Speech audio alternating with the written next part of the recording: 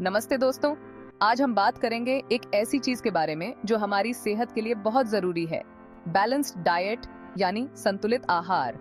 ये कोई सख्त डाइट या खाना छोड़ने की बात नहीं है। ये है अपने शरीर को सही खाने से खुश रखने की बात, ताकि आप सबसे ज्यादा फिट और एक्टिव रहें। जब हम संतुलित आहार लेते हैं तो हम अपने शरीर को वो सारे पोषक तत्व देते हैं जो उसे आगे बढ़ने के लिए जरूरी होते हैं। ये बिल्कुल ऐसे ही है जैसे एक लंबे और एनर्जेटिक सफर के लिए सही ईंधन होना। अपनी प्लेट को एक कैनवास की तरह समझो। हमें इसे अलग अलग फूड ग्रुप्स के रंगों से रंगना है। इस तरह हमें विटामिन्स, मिनरल्स और एंटीऑक्सीडेंट्स का मिश्रण मिलता है जो हमें मजबूत और स्वस्थ रखता है। याद रखें, संतुलित आहार सिर्फ खाने के बारे में नहीं है, बल्कि मन लगाकर खाने के बारे में भी है। हर निवाले का आनंद लें, स्वाद का मजा लें और अपने शरीर की भूख और पेट भरे होने के संकेतों को समझें। ये खाने के साथ एक हेल्दी और टिकाऊ रिश्ता बनाने के बारे में है जो आपके तन और मन दोनों को पोषण दे।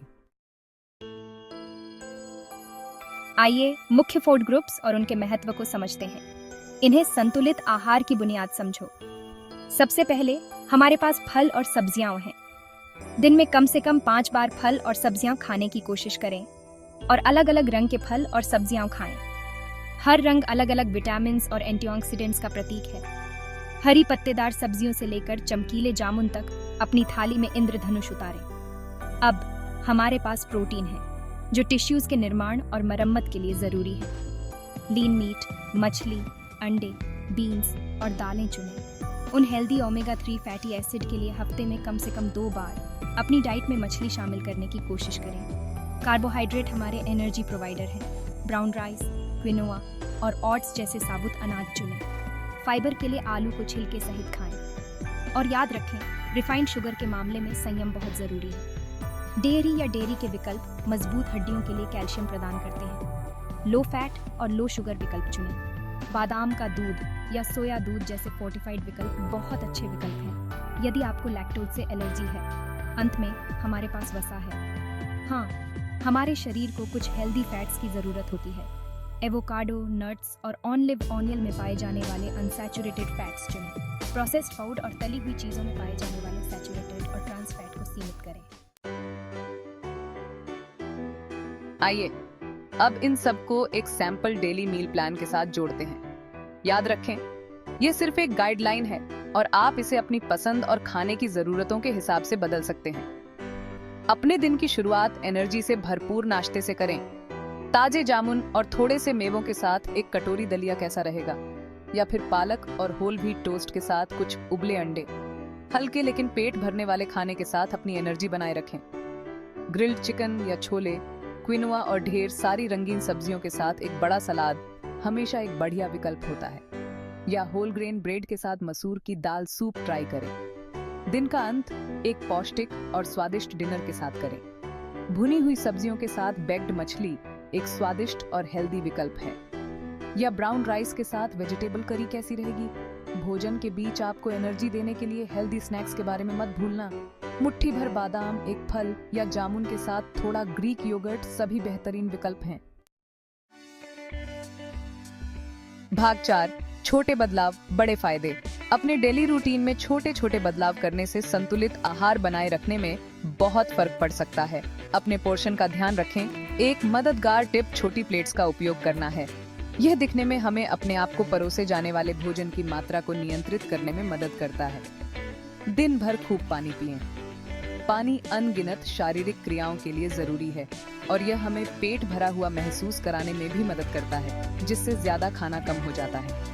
नई रेसिपी और सामग्री के साथ एक्सपेरिमेंट करने से न डरें। आप अपने आहार में जितनी ज्यादा वैरायटी शामिल करेंगे, उतने ही ज्यादा पोषक तत्वों का सेवन करेंगे।